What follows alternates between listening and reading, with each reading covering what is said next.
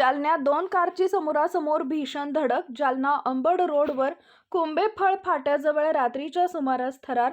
दोन्हीही गाड्यांचा चक्काचूर. सुदैवाने जीवितहानी टळली, पण 3 ते 4 जण जखमी.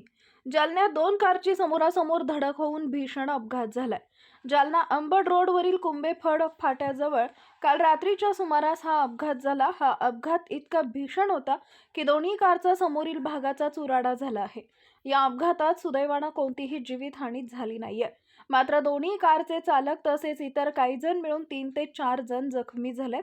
अपघातात जखमी पाणेगाव आणि शेलगाव येथील असल्याचं सांगितलं जातंय. घटनेनंतर स्थानिक नागरिकांनी तातडीनं मदतकार्य करत सर्व जखमींना रुग्णालयात दाखल केले असून त्यांच्यावर उपचार सुरू आहेत. या घटनेनंतर पोलिसांनी तात्काळ घटनास्थळाची पाहणी करून अपघाताच्या कारणाचा पुढील तपास सुरू केलाय.